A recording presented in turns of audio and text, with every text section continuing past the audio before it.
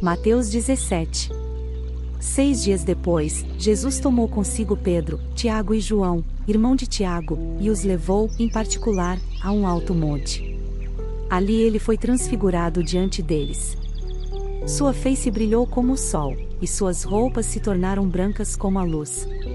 Naquele mesmo momento apareceram diante deles Moisés e Elias, conversando com Jesus. Então Pedro disse a Jesus: Senhor, é bom estarmos aqui. Se quiseres, farei 3 tendas.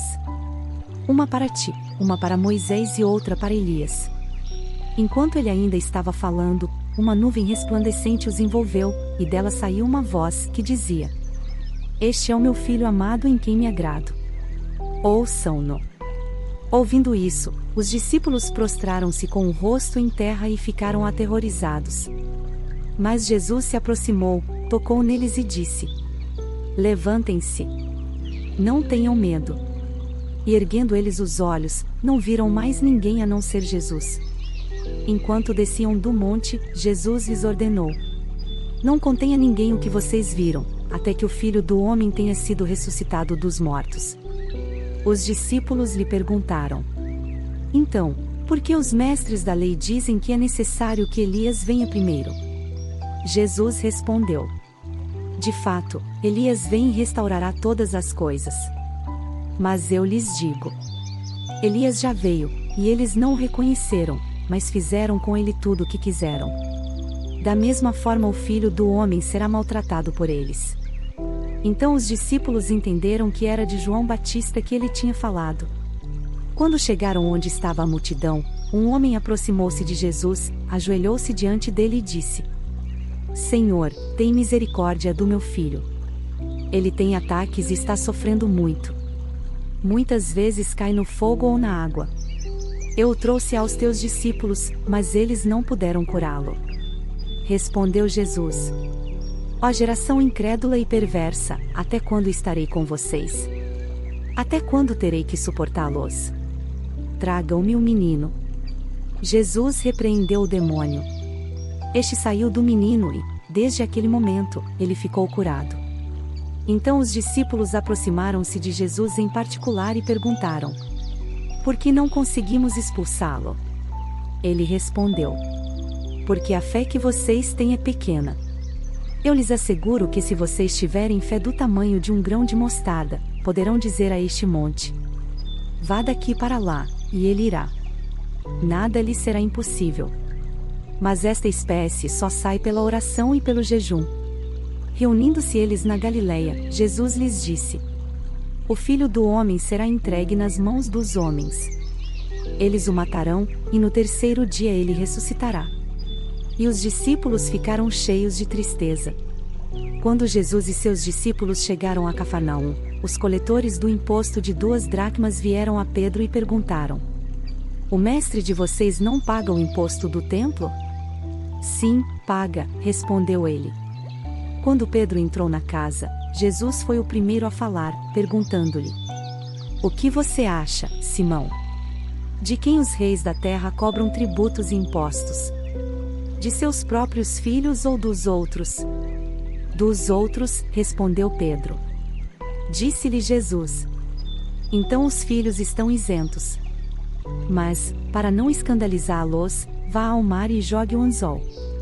Tire o primeiro peixe que você pegar, abra-lhe a boca, e você encontrará uma moeda de 4 dracmas. Pegue-a e entregue-a a eles, para pagar o meu imposto e o seu. Mateus 18. Naquele momento os discípulos chegaram a Jesus e perguntaram: Quem é o maior no reino dos céus? Chamando uma criança, colocou-a no meio deles. E disse: Eu lhes asseguro que, a não ser que vocês se convertam e se tornem como crianças, jamais entrarão no reino dos céus. Portanto, quem se faz humilde como esta criança, este é o maior no reino dos céus. Quem recebe uma destas crianças em meu nome, está me recebendo. Mas se alguém fizer tropeçar um destes pequeninos que creem em mim, melhor lhe seria amarrar uma pedra de moinho no pescoço e se afogar nas profundezas do mar. Ai do mundo, por causa das coisas que fazem tropeçar. É inevitável que tais coisas aconteçam, mas ai daquele por meio de quem elas acontecem. se a sua mão ou seu pé o fizerem tropeçar, corte-os e jogue-os fora. É melhor entrar na vida mutilado ou aleijado do que, tendo as 2 mãos ou os 2 pés, ser lançado no fogo eterno. E se o seu olho o fizer tropeçar, arranque-o e jogue-o fora. É melhor entrar na vida com um só olho do que, tendo os 2 olhos, ser lançado no fogo do inferno. Cuidado para não desprezarem um só destes pequeninos. Pois eu lhes digo que os anjos deles nos céus estão sempre vendo a face de meu Pai Celeste. O Filho do Homem veio para salvar o que se havia perdido. O que acham vocês? Se alguém possui 100 ovelhas, e uma delas se perde, não deixará as 99 nos montes, indo procurar a que se perdeu? E se conseguir encontrá-la, garanto-lhes que ele ficará mais contente com aquela ovelha do que com as 99 que não se perderam. Da mesma forma, o Pai de vocês, que está nos céus, não quer que nenhum destes pequeninos se perca. Se o seu irmão pecar contra você, vá e, a sós com ele, mostre-lhe o erro. Se ele o ouvir, você ganhou o seu irmão. Mas se ele não ouvir, leve consigo mais 1 ou 2 outros, de modo que a qualquer acusação seja confirmada pelo depoimento de 2 ou 3 testemunhas. Se ele se recusar a ouvi-los, conte à igreja. E se ele se recusar a ouvir também a igreja, trate-o como pagão ou publicano. Digo-lhes a verdade. Tudo o que vocês ligarem na terra terá sido ligado no céu, e tudo o que vocês desligarem na terra terá sido desligado no céu. Também lhes digo que se 2 de vocês concordarem na terra em qualquer assunto sobre o qual pedirem, isso lhes será feito por meu Pai que está nos céus.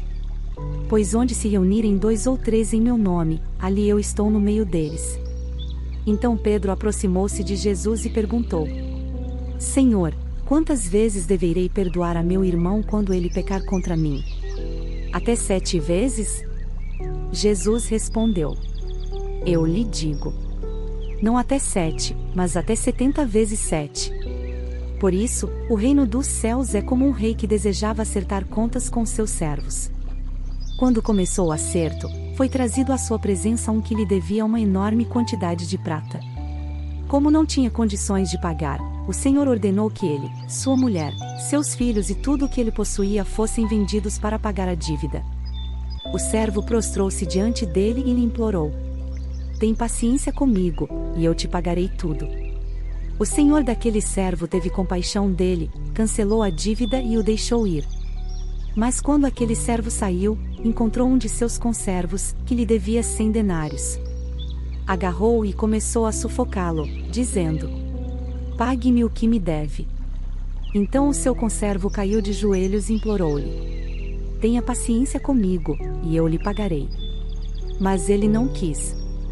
Antes, saiu e mandou lançá-lo na prisão, até que pagasse a dívida.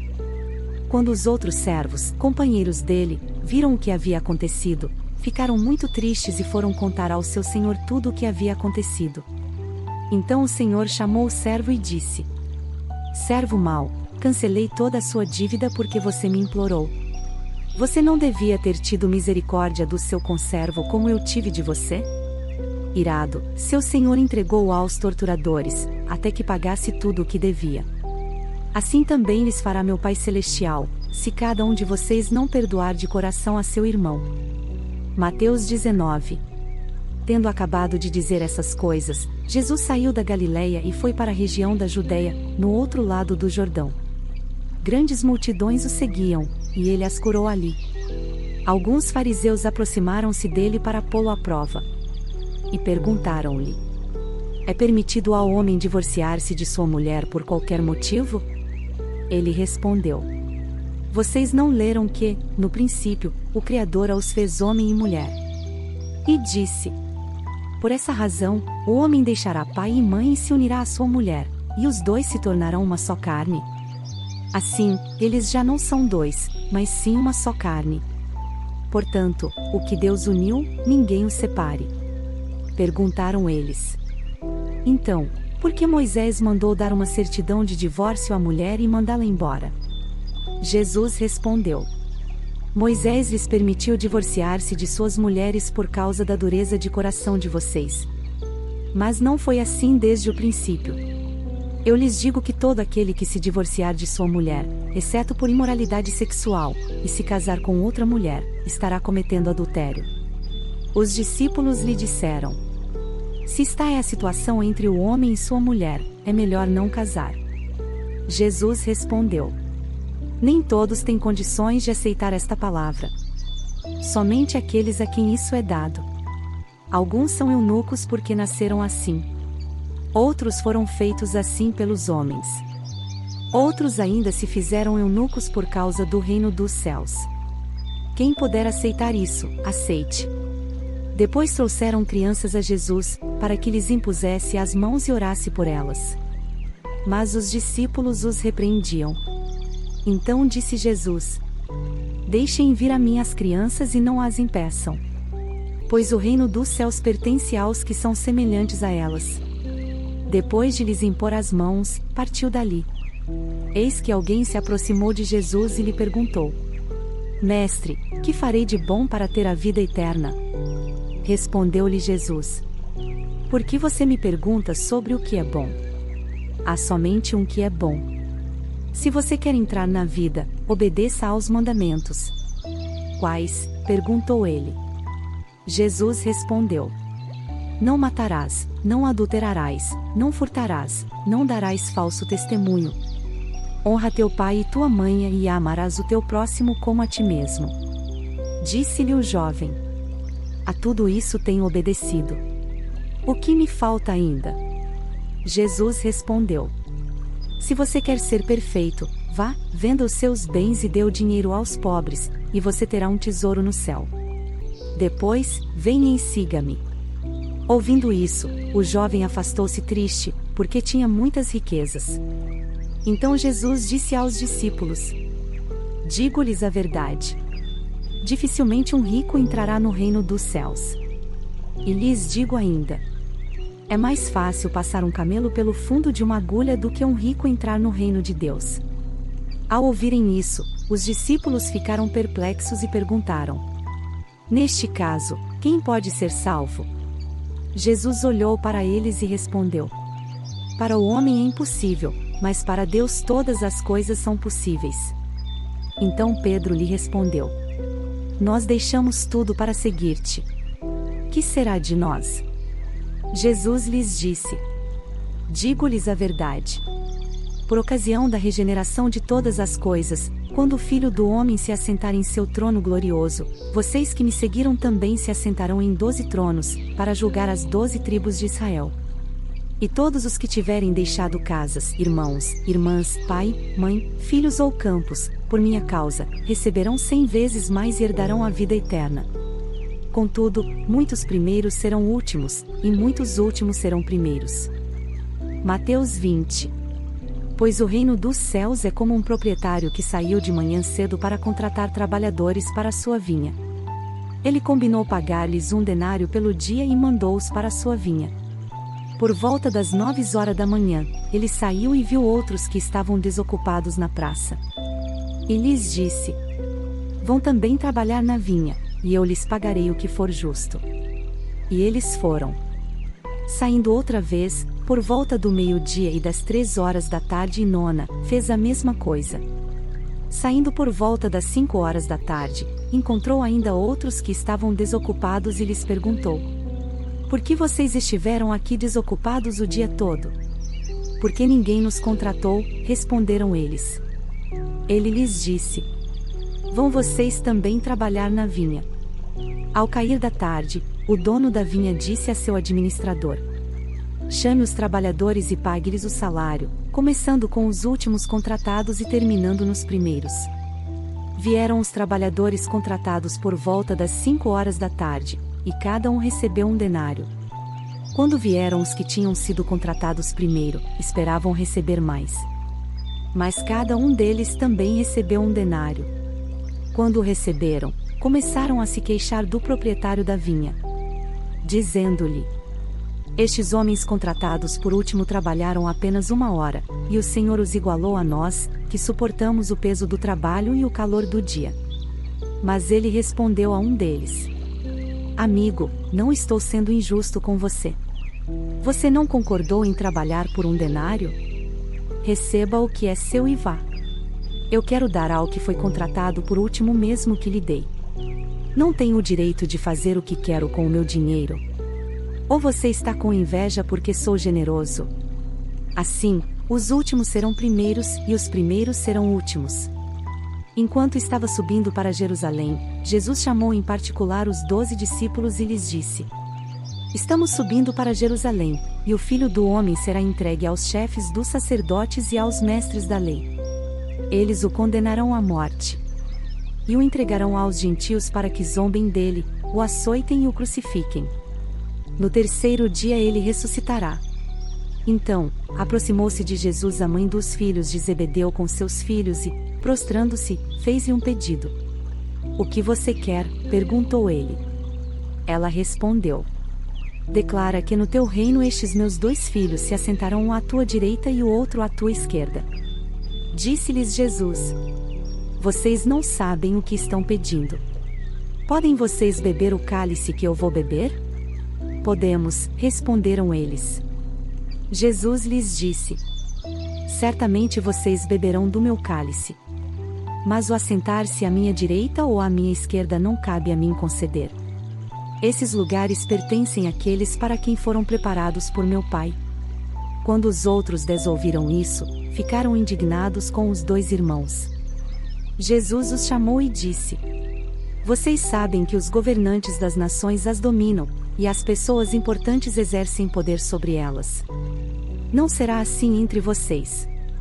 Pelo contrário, quem quiser tornar-se importante entre vocês deverá ser servo. E quem quiser ser o primeiro deverá ser escravo. Como o Filho do Homem, que não veio para ser servido, mas para servir e dar a sua vida em resgate por muitos. Ao saírem de Jericó, uma grande multidão seguiu a Jesus. 2 cegos estavam sentados à beira do caminho e, quando ouviram falar que Jesus estava passando, puseram-se a gritar: Senhor, Filho de Davi, tem misericórdia de nós. A multidão os repreendeu para que ficassem quietos, mas eles gritavam ainda mais: Senhor, Filho de Davi, tem misericórdia de nós. Jesus, parando, chamou-os e perguntou-lhes: O que vocês querem que eu lhes faça? Responderam eles: Senhor, queremos que se abram os nossos olhos. Jesus teve compaixão deles e tocou nos olhos deles. Imediatamente eles recuperaram a visão e o seguiram.